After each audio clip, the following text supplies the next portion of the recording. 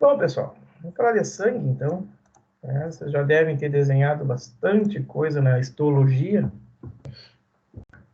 Creio que o professor Mário já deve estar dando essa parte de sangue para vocês. E espero que sim. Mas se não viram ainda, vão ver em seguida. Tá? Então, o que é sangue? Sangue é um tecido conjuntivo, né? É um tecido, só que líquido. É um tecido conjuntivo líquido, né? Então, ali, o tecido é um tipo de tecido conjuntivo, apresenta células separadas por uma quantidade de matriz extracelular que a gente chama de plasma, nessa matriz. É um líquido amarelado, constituído de água, sais minerais, proteínas e outras substâncias. E aí, como disse água, né? A composição do plasma, aproximadamente 90% é água. Né? Depois a gente tem outras coisinhas, né? Vamos dizer aqui, ó, sais minerais, proteínas, né? Íons, proteínas e outras substâncias transportadas, tá? Então, a água é componente maior, né? Majoritário, 90%. Nós temos íons, sódio, potássio, cálcio, magnésio, cloro, bicarbonato, ferro, fósforo, magnésio. Né? Então, aqui estão só alguns, tá? Os íons necessários para a nossa manutenção. Proteínas, só algumas, né? As principais, albumina, fibrinogênio, imunoglobulinas. Né? Substâncias transportadas no sangue. E na maioria das vezes, né? Aqui não, deixa eu ver, não tá, mas hormônio, tá aqui hormônios, ó. Então, substâncias transportadas, nitrogênio, nutrientes como glicose, aminoácidos, né? Alguns resíduos como amônia, ureia, gases, oxigênio e gás carbônico, lipídios, vitaminas, hormônios, etc. A maioria das vezes, por exemplo, nutrientes e hormônios, na maioria das vezes, estão ligados a proteínas transportadoras. A grande maioria dos hormônios, ela é transportada no sangue ligada a proteínas transportadoras. Dentre essas proteínas transportadoras, a mais importante é a albumina. Tá? Não porque ela é a, a mais eficiente, digamos assim, mas porque ela está em maior quantidade. Como assim? Ela não consegue transportar muitas substâncias agregadas a ela, mas ela existe em grande quantidade. Então, no número total, ela transporta mais. É como vocês pegarem um ônibus e um telemoto. Né? O ônibus carrega 50, 60, 80 pessoas dentro. Um telemoto aí, uma motinho, uma pessoa, né? Mas tem 2 ônibus só e mais de 1.000 motos. Então, quer dizer, na quantidade total, vocês conseguem transportar muito mais por moto do que por ônibus. É a mesma coisa. A albumina, ela tem maior quantidade no nosso sangue e, por isso, ela se torna a principal proteína transportadora. Tá? Então, nós temos no nosso sangue o plasma, que é composto basicamente, como eu disse, água, íons, proteínas e algumas substâncias, e por elementos figurados, que a gente chama de células, né? As células sanguíneas ou elementos figurados. Essas células são as hemácias, são os glóbulos vermelhos, também chamados de eritrócitos, os leucócitos, as células brancas, e as plaquetas, que não são células, são fragmentos. São fragmentos de uma célula que já não vive mais, do megacariócito. O megacariócito tem pouca tempo de vida e acaba se rompendo e dá origem às plaquetas que vão fazer a parte de coagulação sanguínea. Tá? Aqui está mostrando um tubo para vocês, né? Está mostrando a concentração do plasma, né, que está amareladinho, e do sangue, que está com fundo vermelhinho. Então, o plasma, né, e o sangue, quer dizer, os elementos figurados, o sangue, as células sanguíneas, né? E as células. Não aparece aqui o halo branquinho, que mais lá para baixo a gente vai falar de hematócrito, eu vou mostrar para vocês, mas aqui só mostrando a percentual, a percentagem, né, o porcento de quanto é cada um dos componentes. Né? Então, a parte líquida, o plasma, mais ou menos 55% de todo o nosso volume faz o plasma, e 45% as células. Né? Então, novamente, né, tecido conjuntivo líquido, né? Ela é formada, então, pelo plasma, que é uma matriz, né? E as células, que são os elementos figurados. 55% é plasma, os outros 45% ficam com os elementos figurados. Células brancas, vermelhas e os fragmentos megacariócitos, chamados de plaquetas. Uhum. Mais uma vez, ó. Tá aqui, de cada 100 ml, né, 55% corresponde ao plasma. Né? Não estava naquele slide que eu mostrei para vocês, né? Esse aqui disse que vocês não têm o halo branquinho aqui que já enxerga, né? Mas mais ou menos daqueles 45, que tudo é elemento figurado, né? E lembrando que elemento figurado são as células brancas e as células vermelhas e as células brancas, o 45% é dividido em mais ou menos 2% de células brancas, os leucócitos, e o restante, as células vermelhas, né, os eritrócitos. Tá? Então, os principais componentes é a água, 90%, né, do plasma, 90% do plasma é água. Né? Depois outras substâncias, como sais, aminoácidos, ácido graxo, glicose, vitaminas, hormônios, gases, ureia, fibrinogênio, tá? Enfim. Então, é isso aí que é a nossa composição. O que a gente tem circulando dentro dos nossos vasos sanguíneos. Mais ou menos isso aí. Tá? Jovem, adulto, normal, sem patologias, é mais ou menos essa constituição. Tanto em humanos quanto nos mamíferos que nós vamos estudar.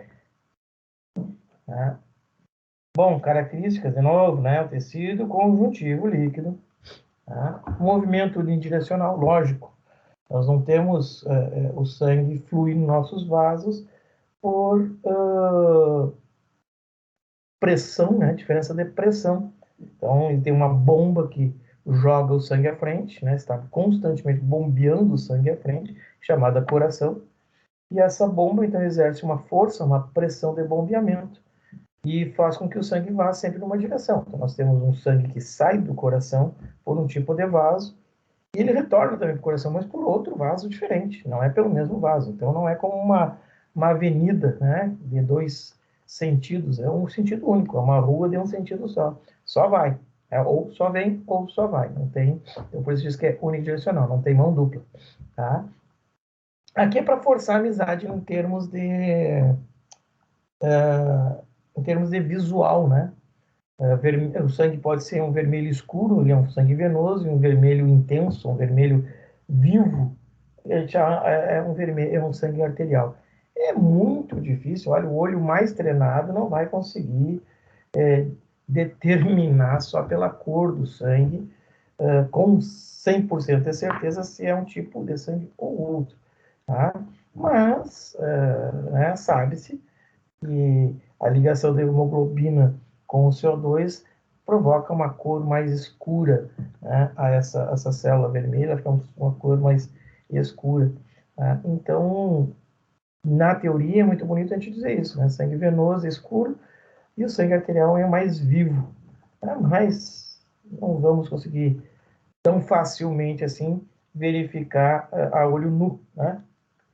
No esfregaço, o que é um esfregaço? Vocês pegarem uma lâmina, né? Lá na histologia, quem está desenhando, né? Pega uma laminazinha, bota no microscópio e vai olhar.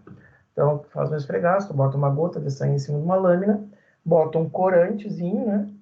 E esfrega uma lâmina sobre a outra, faz aquela gota de sangue se escorrer, né? Se espalhar, coloca uma lamina e consegue olhar, então, no microscópio. O esfregaço nada mais é do que montar essa lâmina, né, com sangue, fazer aquela raspada dessa gota de sangue na lâmina para a gente chegar. E aí diz ali que no esfregaço ele fica com uma cor amarela.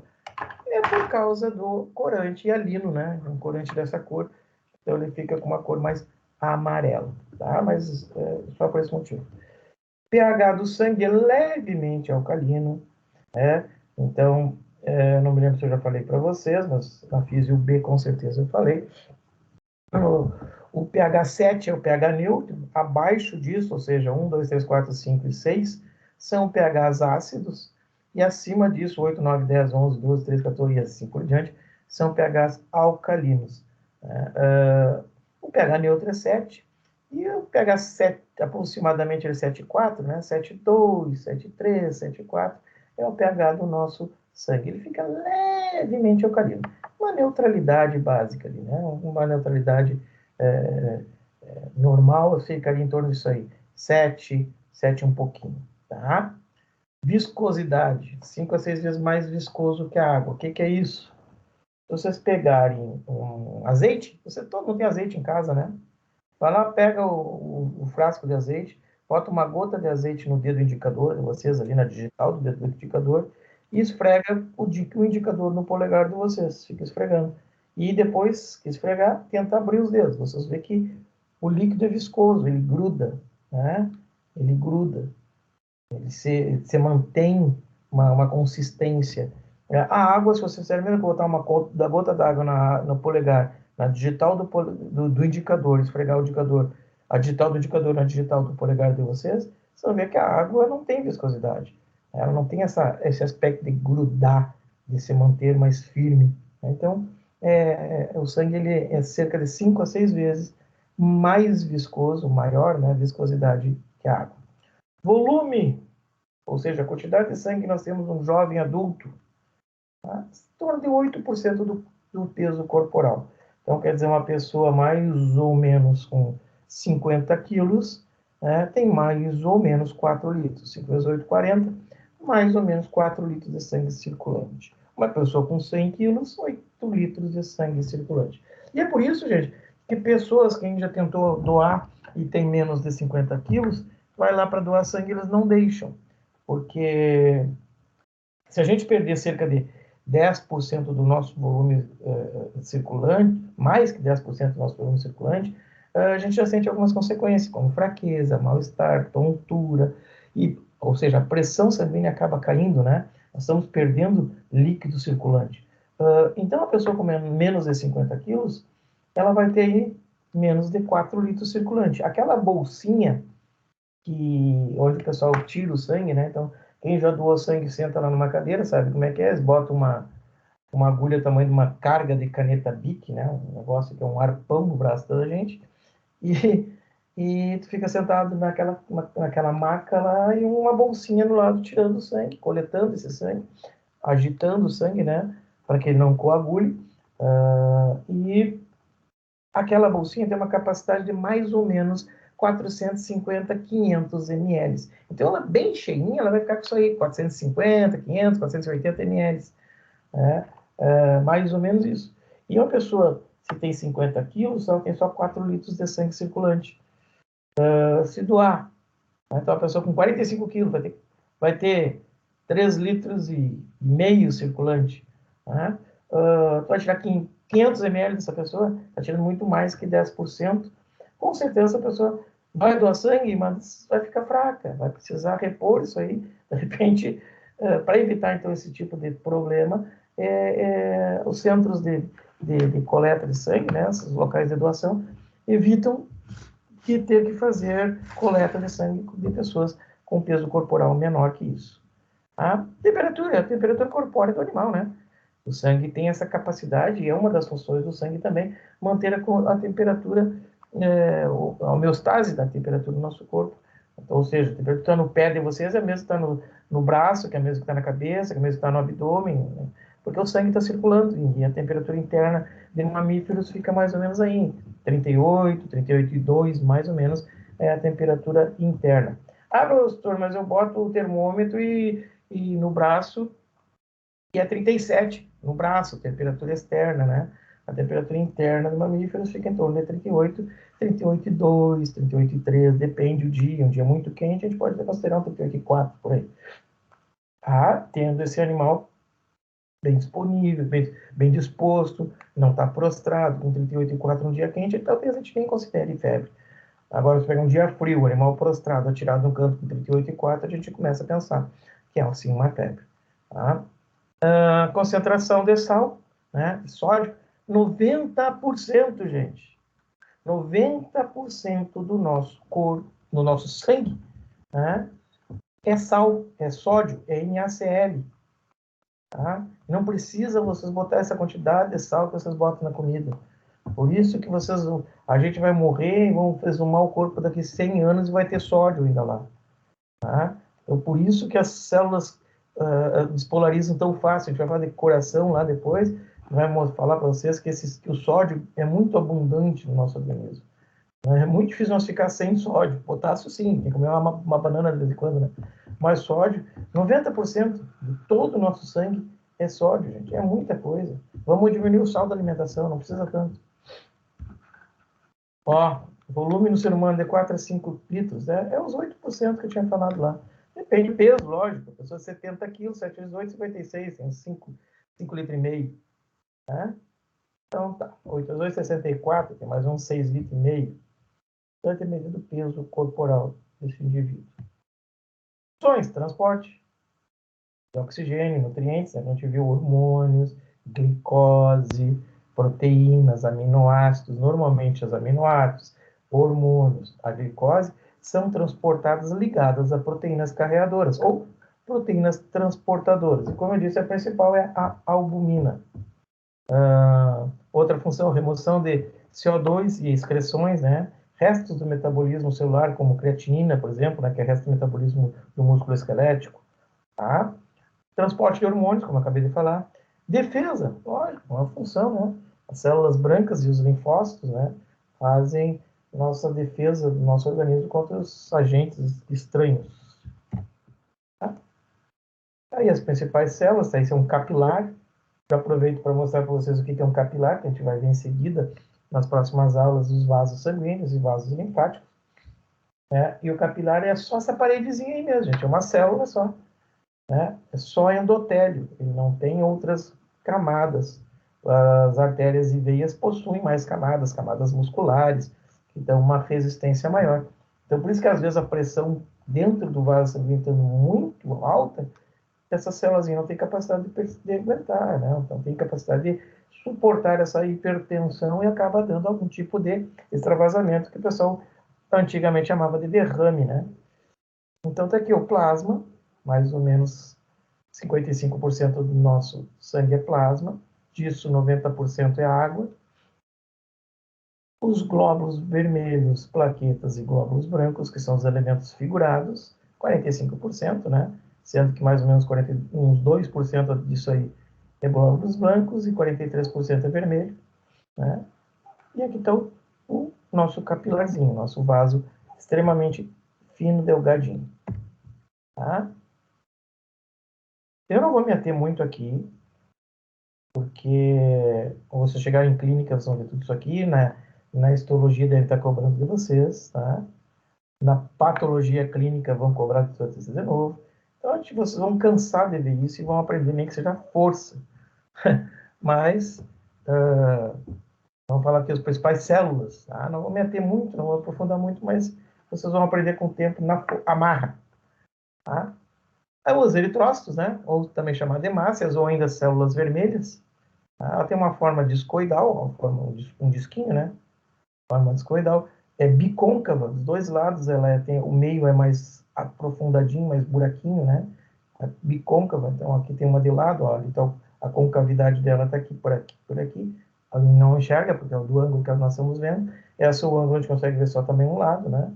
Tá? Sem núcleo, tá? Porque o núcleo, logo que ela é formada, o núcleo é retirado para dar lugar para poder transportar mais gases, né? Então dá mais lugar para hemoglobinas, né?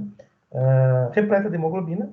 A hemoglobina, então, é uma proteína que está dentro da hemácia e a função dela é se ligar e transporte, né, com proteínas transportadoras, ela transporta gases. Ela pode estar ligada ao CO2 ou ao oxigênio. O2 ou CO2. Ou o C, né? O CO, melhor. O dióxido de carbono, o monóxido de carbono ou oxigênio. Uma hemoglobina consegue transportar até 4 gases. Uma hemoglobina, mas ela está repleta de hemoglobina. Tá? Então, por exemplo, desses 4 gases, que eu quero dizer, transporta 4 moléculas de oxigênio, ou 4 moléculas de CO2, ou 4 moléculas de monóxido de carbono, CO. Não tem como uma hemoglobina se ligar a 2 oxigênios e 2 CO2. Não, ou ela está ligada a 1, 2, 3 ou 4 moléculas de um gás, ou está ligada a 1, 2, 3, 4 moléculas de outro gás. Como assim? Não estou entendendo. Ela pode estar carregando 4 moléculas de oxigênio ou apenas uma molécula de oxigênio. Tá? E aí a gente diz que essa hemoglobina, quando está carregando bastante oxigênio, quer dizer, ela está toda ela totalmente carregada de oxigênio, ela está uma hemoglobina saturada. Tá? Então, ela está com 4 moléculas de oxigênio, ela está saturada. Ela está com 1 molécula de oxigênio, ela não está saturada. Tá? Ou 4 de CO2, ou 1 de CO2, enfim. Mas não tem como uma hemoglobina carregar 1 de oxigênio e 3 de CO2, por exemplo. Não. Mas ela carrega até 4 moléculas de gás, tá? Então, transporta gás, oxigênio, né? Não só oxigênio, mas para os tecidos, lógico. E dos tecidos em direção contrária para os pulmões, né? CO2, tá? Gente, isso em condições normais. Quando nós chegar lá em respiratório, eu vou mostrar para vocês que em caso de intoxicação, a gente muitas vezes carrega só CO2, né? Tá? Mas em condições normais, sem patologia, sem problemas nenhum, é o que acontece. O gás oxigênio vai dos pulmões aos tecidos, e o CO2 dos tecidos aos pulmões. Então, as células brancas, ou leucócitos, né? As células brancas, ou leucócitos, eles podem ser divididos em granulócitos ou agranulócitos. Isso aqui de acordo com o aspecto histológico da célula. Vocês vão olhar lá no microscópio e vão ver que elas têm grãozinhos, elas têm bolinhas dentro, cheio de grãos. Então, as células são chamadas de granulócitos. E aquelas que não têm são agranulócitos, sem grânulos. Tá? Então, pelo aspecto delas. Os granulócitos, aqueles que possuem grãos, são os neutrófilos, os eosinófilos e os basófilos. Tá? Os neutrófilos, os eosinófilos e basófilos são as primeiras, são as células que fazem, né, a reação imediata, digamos assim, né? São células de defesa. Tá? Então, vamos falar um pouquinho de cada uma. Neutrófilo, forma esférica, núcleo trivalado, fagocitam bactérias e corpos estranhos. Tá? São os que têm o maior número, são os neutrófilos.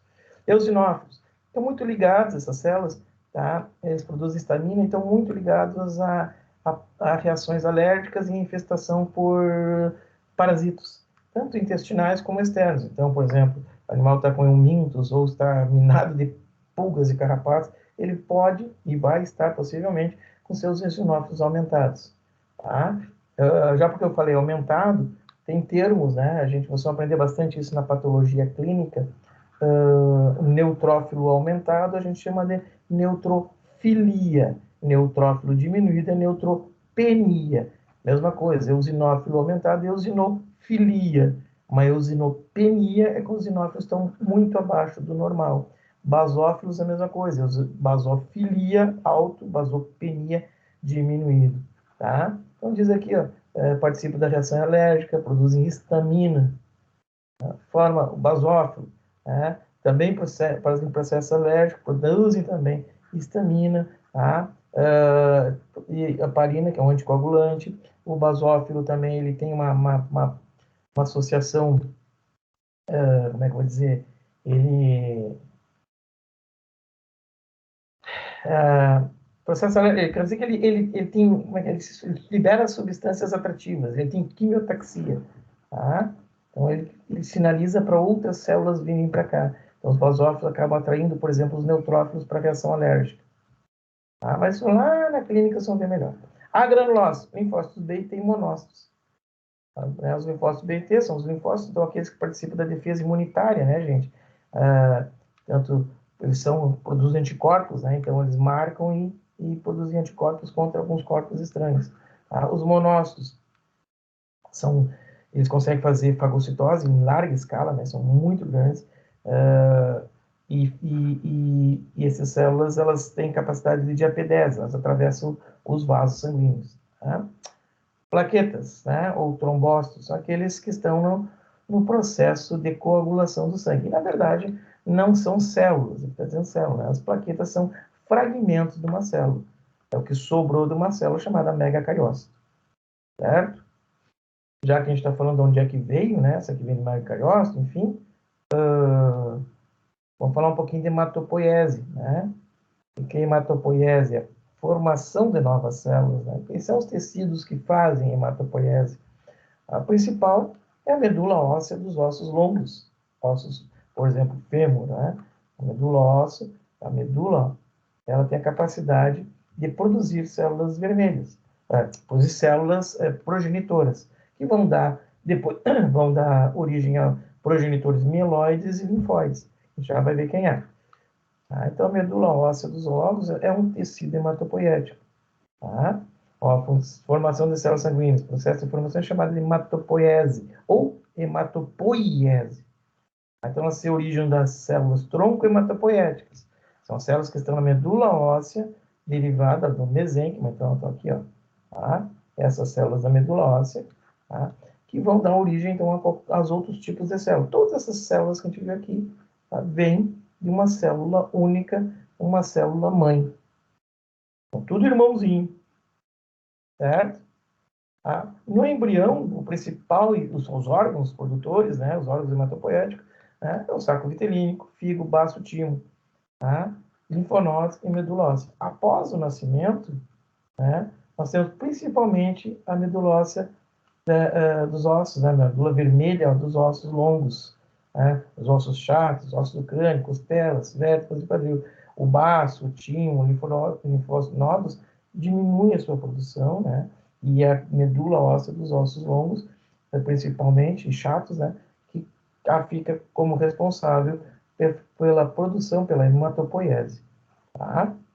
Então tá aqui, ó, o embrião, né, o principal é fígado e baço, tá? Não tá aqui o timo, né, fala do timo aqui, ó, não está aparecendo a imagem, acho que tem mais para frente aí. Então tá aqui o fígado, né? Fígado normal. Ó, mas, aproveitando a informação, é uma hepatomegalia, né? Não tem nada a ver com essa hepatomegalia que eu mostrei que não tem nada a ver com produção de célula, tá, gente? Não se assusta. Não é porque ele está produzindo mais célula que ele está assim. Aqui pode ser uma patologia X, mas só para vocês verem que o tamanho que fica numa hepatomegalia. Mas plenomegalia, né? O baço aumentado, esplênico, né? Então, um baço normal, um baço aumentado. Motivo? Não sei. Patologia. Estou só mostrando como é que seria o tamanho. Tá? Então, a medula óssea vermelha, né? Um corte histológico. Possivelmente vocês já devem ter desenhado. Creio que o professor Mário já deve ter dado para vocês lá. Tá? Então, tem um megacariócito. Tá? Aqui está ele. Ó, a medula óssea dos olhos vermelhos, né? Medula óssea vermelha e células tronco. Então, assim, ó, as células tronco da medula óssea diferenciam em duas linhagens, tá? Que são as projetores linfócitos e os projetores mieloides. Tá? Que tá aqui, ó. Então, ó, células ósseas vermelhas, ó, célula medula óssea vermelha, né? É uma célula, então, vai produzir a tal de célula pluripotente ou totipotente, né? Vocês vão encontrar em livros aí por totipotente, pluripotente, como dizer, hematopoética, outro termo, célula-mãe, tá? São diversos termos que o pessoal dá. Mas, então, essa célula pluripotente ou totipotente, né?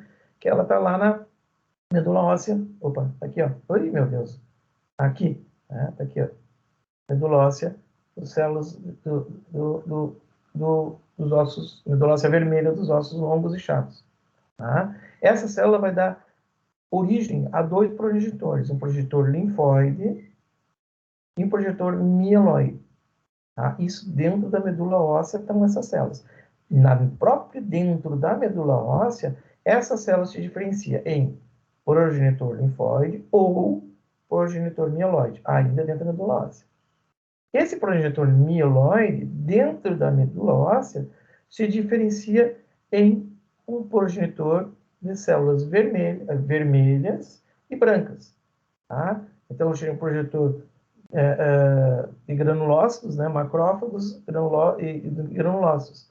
Tá? E o progenitor de eritrócitos e megacariócitos. O progenitor de eritrócitos vai dar dentro ainda da célula, dentro da medula óssea, a origem a uma célula chamada megacariócito e também aos eritrócitos, ou o eritroblasto, né, que é o progenitor do eritrócito.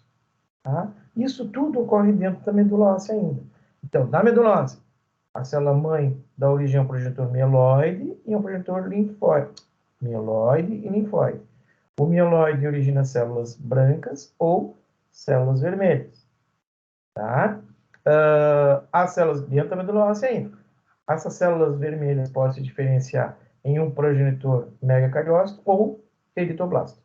Saindo da medula, já na circulação sanguínea, esse eritoblasto perde o núcleo e começa a produzir mais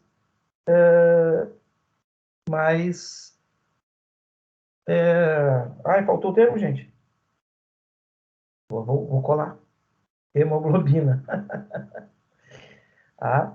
Então, ele perde o núcleo e começa a produzir mais hemoglobina para carregar mais gases. E aí, no sangue, ó, dentro do sangue, ocorre a diferenciação do eritroplasto em eritrócito. Tá? Então, o eritrócito é uma célula, veio do eritrobasto, que não tem núcleo. E tem uma grande quantidade de hemoglobina que vai carregar, então, os gases. O megacariócito se rompe, morre, vai ser rompido e vai dar origem a fragmentos de células, que são as plaquetas. As plaquetas ficam circulando pouco tempo e são eliminadas, né? E durante o tempo que elas ficam circulando, elas participam, se houver necessidade, do processo de coagulação. Estão sempre sendo produzidas, porque elas têm pouco tempo de circulação, porque elas não são células, são fragmentos. Em seguida vão ser retiradas da circulação. Tá? Bom, aquela célula, né, que foi o progenitor de células brancas, lá na medula, no sangue vai se diferenciar. E ele vai dar origem a neutrófilos, eosinófilos, basófilos, né, outros produtos desconhecidos, monócitos, né, e uma célula imatura, uma célula dendrítica. Tá? O monócito sai do sangue, como eu disse para vocês, do tecido, e aí ele é chamado de macrófago. O monócito, né, ele pode se diferenciar em macrófago ou mastócito. E essa célula, aqui ela consegue ter mais, cerca de 100 vezes mais capacidade fagocitária do que o monócito dentro do sangue. O monócito dentro do sangue faz fagocitose, isso é o corpo estranho, mas nos tecidos ele é 100 vezes mais potente. E ele é um mastócito. Tá? Nos nódulos, e essa célula imatura aqui, ó, ela vai lá para os linfonodos, que a gente vai ver o sistema linfático, e lá no linfonodo ela vai fazer fagocitose de corpos estranhos que venham a cair na rede linfática. Tá? O projetor linfóide, né? Linfóide, como não está dizendo, vai dar origem a linfócitos. Né? Lá aquela célula mãe deu origem então ao projetor linfóide, na medulose, e quando saiu da medulose, ele sai, pega o sangue e vai para aqueles locais de maturação, ou seja, timo, por exemplo, né? E o fígado e baço. Tá? Os locais de maturação, fígado, timo e baço. E ele vai sair dali, cadê? Ih, me perdi, tá aqui. Ele vai sair lá da medula óssea, né? Vai entrar no sangue e vai dar origem, vai se diferenciar em linfócitos B e linfócitos T. Tá? E a gente vai ver daqui a pouco cada um o que eles fazem. Um é marcador e o outro é anticorpo. Certo? Ó, a diferenciação dos linfócitos. Então, olha isso aqui, ó. Esses caras se diferenciam em B e T. Os linfócitos B diferenciam-se na própria medula, e as células precursoras de linfócitos T migram para a medula óssea, do metroniose para o timo. Tá? O timo é um órgãozinho rudimentar que a gente tem bem na frente da garganta, ali embaixo das cordas vocais, né? Onde finaliza a diferenciação. Tá? Então, aqui um desenho, está em cima do coração, os pulmões dos lados. Tá? Então, eles vão se diferenciar e vão se especializar. Tá? Outros desses linfóides, então aqui tem mostrando para vocês em verdinho, gente, não são vasos sanguíneos, tá? São redes linfócitas. São vasos linfáticos, desculpe, tá?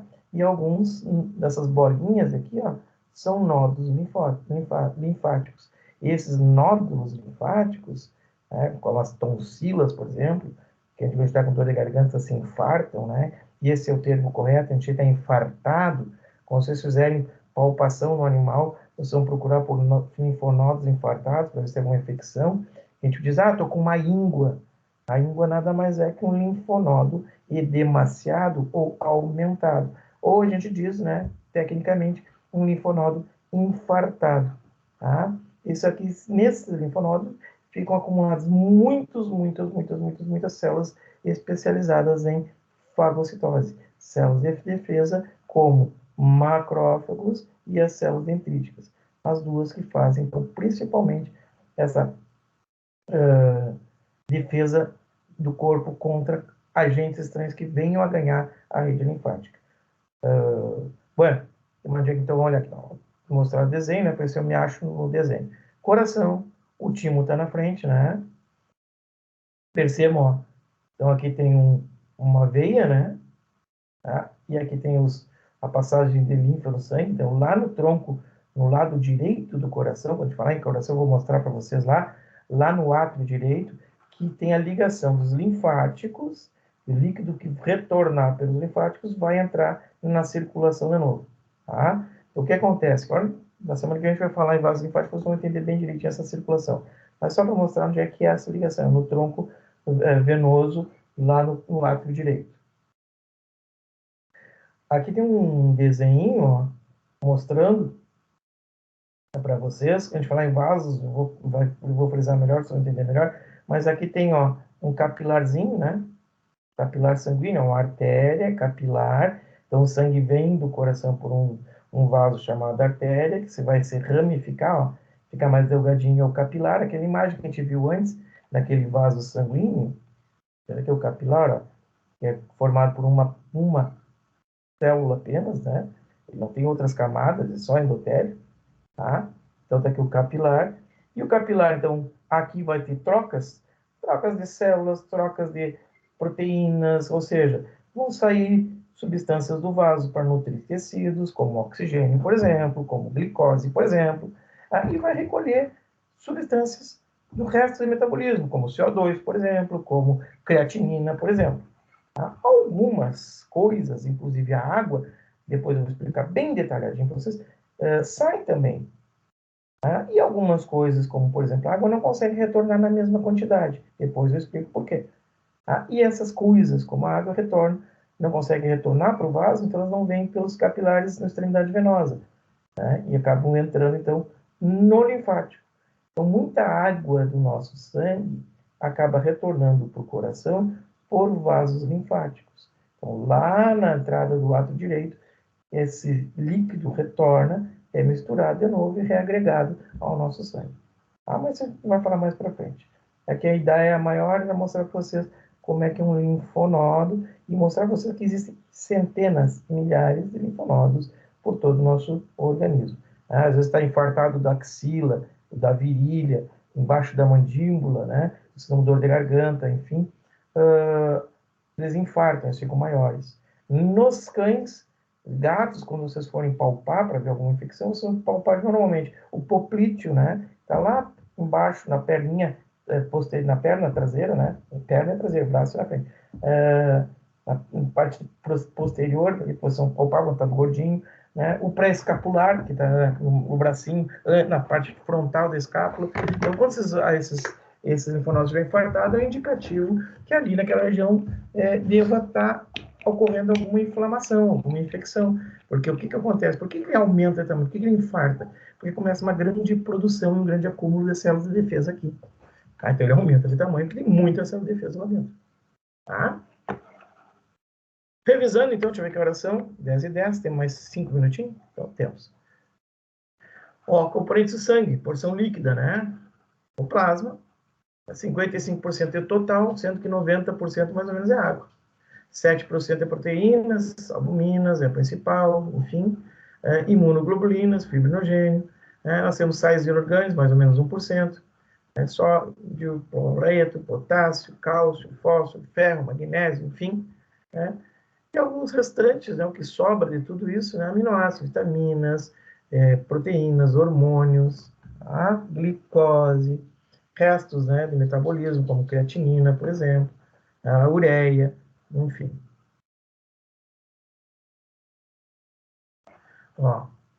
As proteínas, que eu estava falando das proteínas, diferenciam diversas funções, desempenham diversas funções. Por exemplo, albuminas, transporte de ácidos graxos livres, dão uma viscosidade no sangue, justamente porque elas são a maior quantidade, então ela tem essa propriedade da viscosidade, porque elas são a maior quantidade. Não que outra proteína não possa dar a viscosidade, mas elas estão na maior quantidade. Potencial osmótico do sangue, o que é isso? Já vou dizer para vocês, vou falar mais para frente, eu queria falar isso, mas pelo mesmo motivo. A albumina dá o potencial osmótico porque ela tem maior quantidade, não que outra proteína não pudesse fazer isso.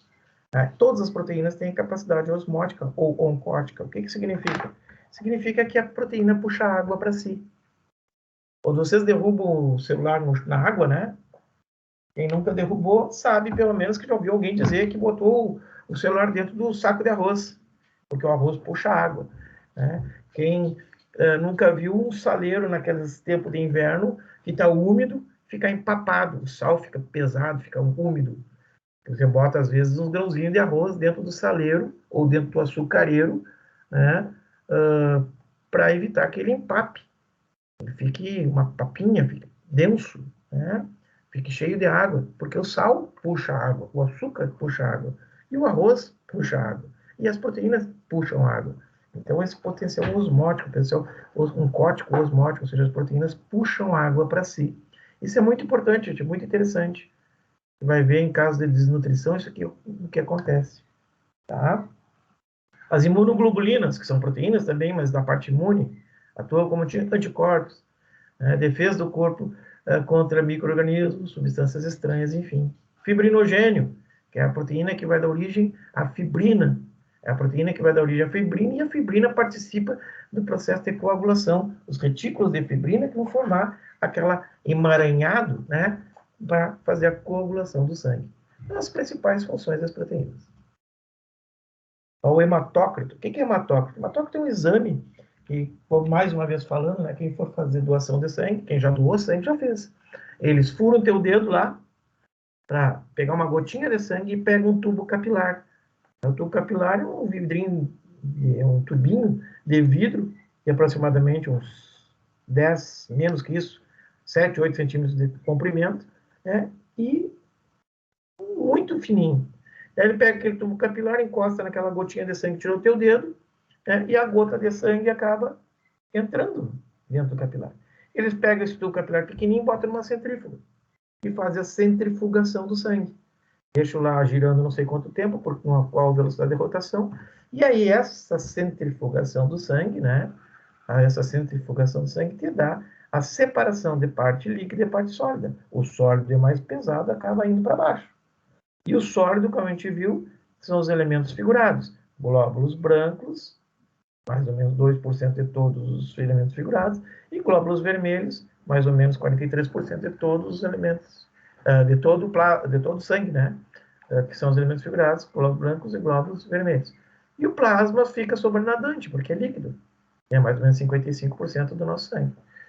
E isso aqui, ó, essa separação realizada numa centrífuga, a gente chama de exame de hematócrito. Eu vou fazer um hematócrito animal. Para que serve o hematócrito do animal? Para que me serve olhar a concentração? Né? Daí tu vai olhar lá num aparelhinho e vai ver se tem 30% só de células vermelhas ou tem 60% de células vermelhas. O normal é ter cerca de 43% por aí. Se está abaixo disso, está pouca célula vermelha, ou seja, anemia. Né? Se está acima disso, tem muita célula vermelha, policitemia, ou seja, são patologias, são problemas. E da mesma forma que aquela pessoa que um peso baixo não pode doar sangue, uma pessoa anêmica não pode doar sangue. Já está com poucas células vermelhas. Vai doar sangue, vai ficar o quê? Vai ficar na mesa. Né? Aí tu tira o sangue, vai ter que fazer transplante para essa pessoa de novo. Tá? Então, o que acontece? O hematócrito é um exame que me dá a concentração, né, dos elementos líquidos, plasma, e dos elementos sólidos, né, que são as células, tá? Que deve se manter mais ou menos 55% de plasma, 45% entre células brancas e vermelhas. É a percentagem ou porcentagem de sangue que é constituída por células. E aí eu consigo ver se esse animal está anêmico ou com outra patologia. Tá? Ó, aqui, esse slide já tinha aparecido, né?